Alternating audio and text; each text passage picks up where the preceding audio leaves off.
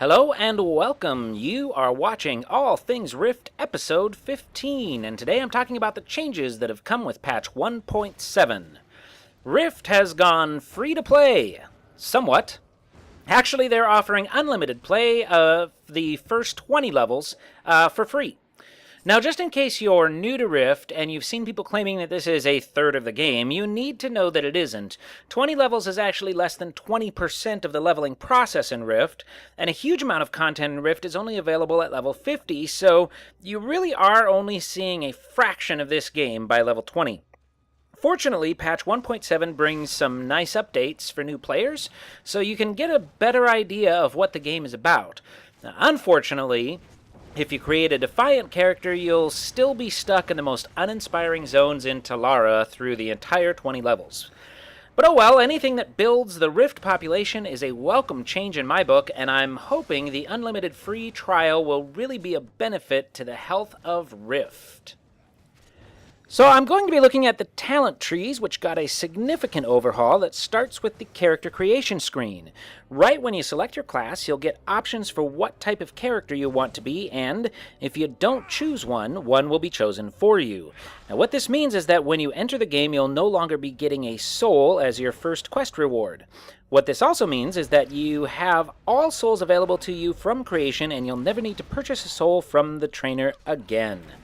You can also open your talent tree window right away, and you'll see that the game is recommending a talent for you to take based on the path you selected.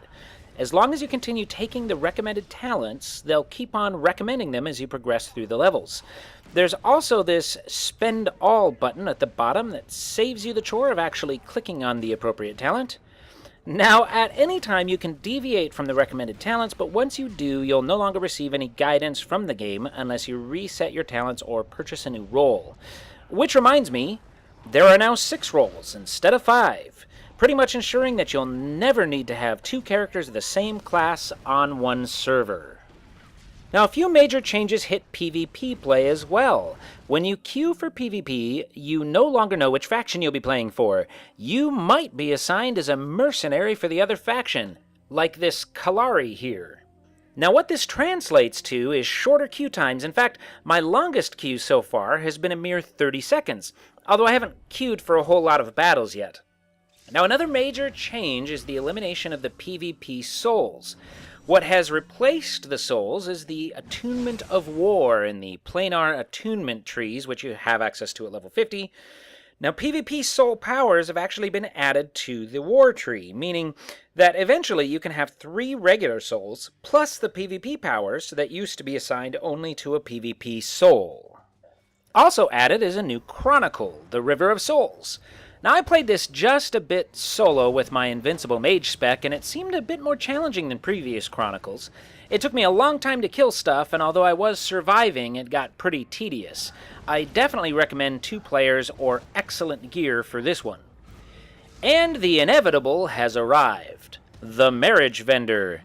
The Marriage Vendor sells several items, including wedding garb, and the ability for you and your raid group to head into a wedding ceremony instance so you can actually have a private in-game wedding. And when you fall out of love with your cyberspace counterpart, hey, no worries, you can purchase divorce papers as well.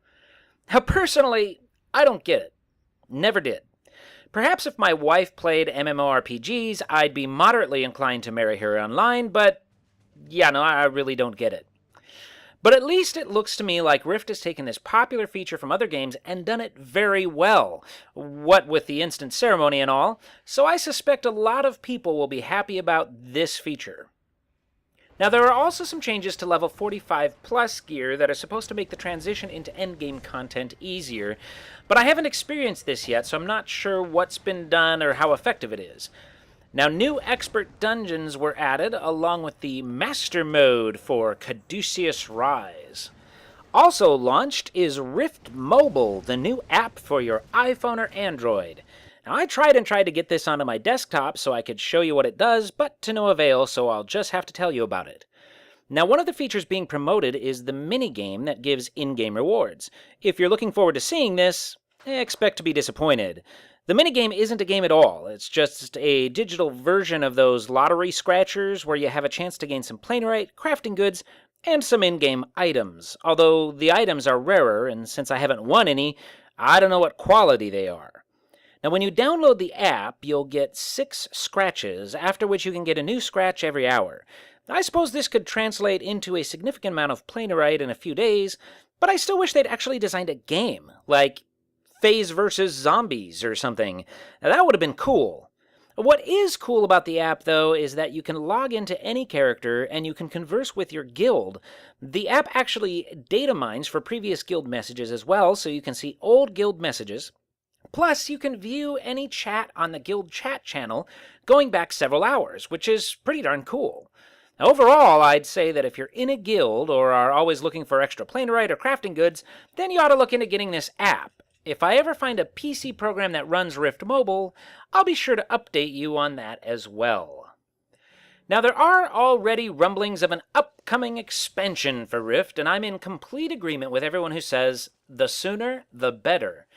As all of us honest Rift players know, Rift's population is a fraction of what it once was.